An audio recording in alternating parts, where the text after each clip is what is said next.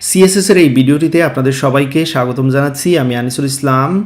এই ভিডিও টিউটোরিয়ালে আমি আলোচনা করব সুডো ক্লাস এবং সুডো এলিমেন্ট সম্পর্কে। ইতিমধ্যেই আমি বেশ কয়েকবার সুডো ক্লাস ব্যবহার করেছি, কিন্তু সুডো ক্লাস সম্পর্কে বিস্তারিত বলা হয়ে ওঠেনি। সুডো ক্লাসের সাহায্যে খুব সহজেই একটি এলিমেন্ট স্পেশাল ইভেন্টে কিভাবে রিয়্যাক্ট করবে সেটা বলে দেওয়া যায়। ধরা যাক এইখানে একটি এলিমেন্ট আপনারা দেখতে পাচ্ছেন, টেক্সট ফিল্ড। তো আমি যখন টেক্সট ফিল্ডের উপর মাউসটা নেব অর্থাৎ হোভার করব, তখন দেখতে পাচ্ছেন এইখানে একটা এফেক্ট আমি তৈরি করে রেখেছি। তো এইখানে আমি যেটা মূলত ব্যবহার করেছি নিশ্চয়ই আপনারা বুঝতে পারছেন, এটা হচ্ছে হোভার যে সুডো ক্লাস সেটা।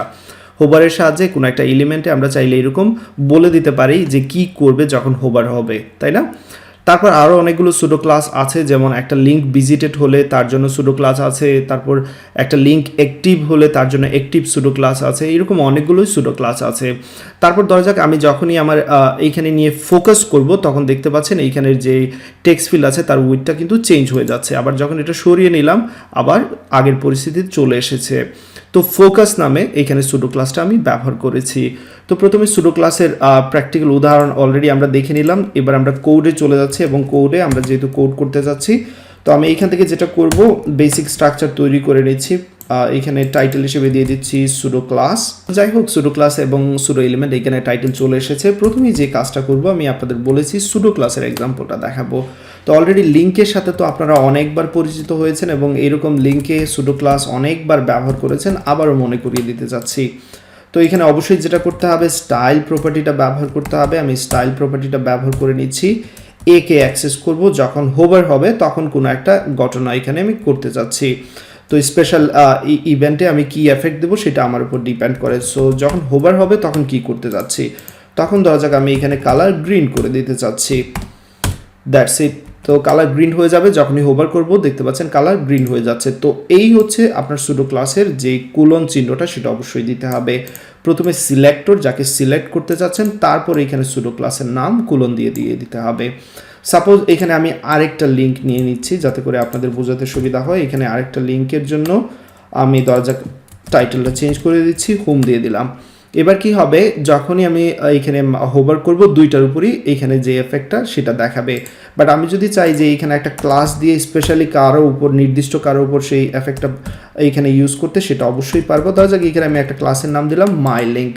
এবার আমার উদ্দেশ্য হচ্ছে শুধুমাত্র এই লিঙ্কের উপর কি হবে, যখন হোভার করব তখন এই হোভারের এফেক্টটা গ্রিন হোক সেটা চাচ্ছি। সেক্ষেত্রে খুব সহজেই করতে পারেন এ হাইপার লিঙ্ক, দেন কোন ক্লাসটাকে ইউজ করতে যাচ্ছি, মাই লিঙ্ক। সো এখানে আমাকে লিখতে হবে মাই লিঙ্ক, এতটুকুই, দ্যাটস ইট। এবার লক্ষ্য রাখবেন গ্রিন কিন্তু দুইটা হবে না, শুধুমাত্র একটি হবে। কেন? কারণ আমরা এখানে বলে দিয়েছি আমরা কোন হাইপার লিঙ্কটা ব্যবহার করব, যেটা হচ্ছে মাই লিঙ্ক ক্লাসের সাথে এইখানে লিঙ্ক করা, সেটাকে আমরা করব, তাই না? তো তারপর যদি আমরা ফোকাস নিয়ে এবার আলোচনা করি, সেই জন্য হয়তো আমি এখানে টেক্সট ফিল্ড ব্যবহার করতে পারি আপনাদের ভালোভাবে বোঝানোর জন্য।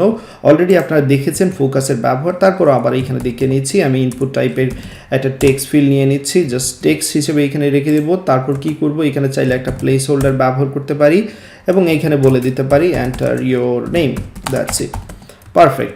এবার যে কাজটা করতে পারি আমি তাকে অ্যাক্সেস করতে পারবো এখান থেকে ইনপুট টাইপের যে ট্যাগ সেটা ব্যবহার করে। এবং এখানে প্রথমেই যে কাজটা করতে যাচ্ছি আমি জাস্ট একটা বেসিক প্যাডিং এবং মার্জিন দিয়ে দিতে পারি।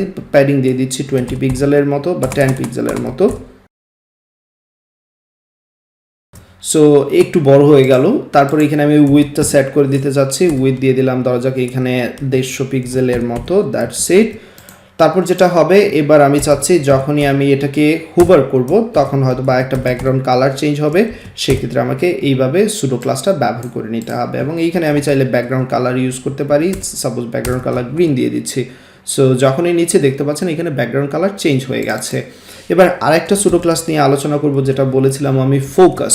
সো এবার ব্যাকগ্রাউন্ড কালার কিন্তু গ্রিন হচ্ছে না হোভার করার পর, কিন্তু যখনই আমি এটাতে ক্লিক করব, ফোকাস করব, তখনই কিন্তু এই ব্যাকগ্রাউন্ড কালারটা অ্যাপ্লাই করা হয়ে যাবে। তো আশা করি ফোকাসের বিষয়টাও আপনারা বুঝতে পেরেছেন। এছাড়াও আমি আরও কয়েকটি সুডো ক্লাস সম্ভবত ব্যবহার করেছিলাম, যেমন nth চাইল্ড।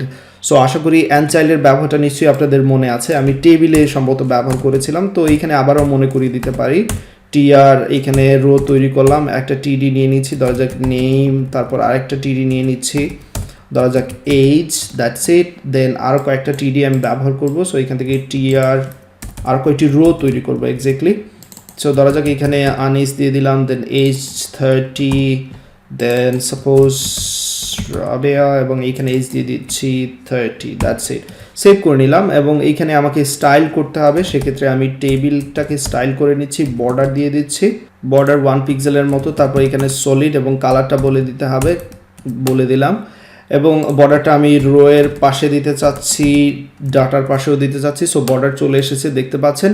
এবার যে কাজটা আমি এখানে করতে যাচ্ছি, মূলত আমি চাচ্ছি যে রোগুলোকে আমি স্টাইলাইজ করব।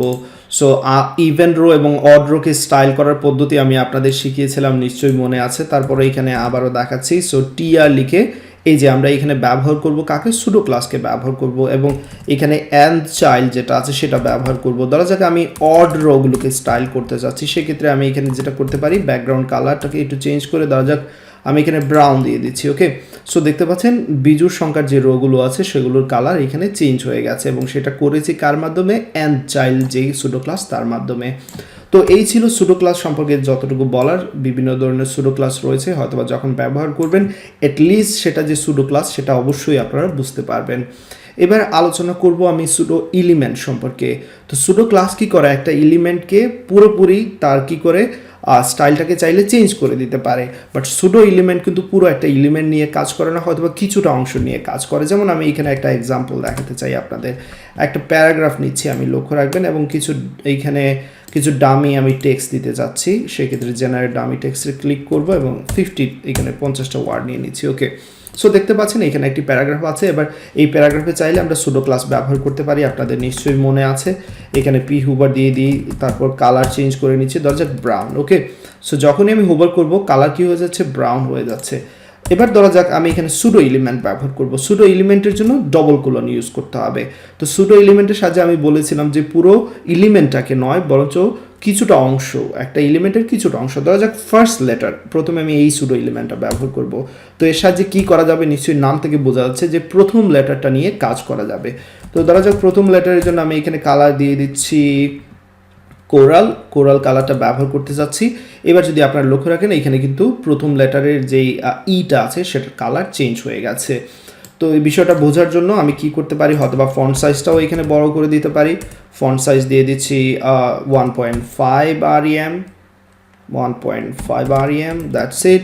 এবং দেখতে পাচ্ছেন সেটা এখানে অ্যাপ্লাই করা হয়ে গেছে। আমি যদি এখানে 3.5 REM দিই তাহলে দেখতে পাচ্ছেন আরও বড় হয়ে গেছে।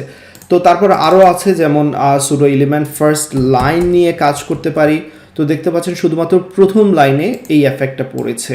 এটাই হচ্ছে সুডো এলিমেন্টের কাজ, যে পুরো এলিমেন্ট নিয়ে কাজ করবে না, কিছুটা অংশ নিয়ে কাজ করবে।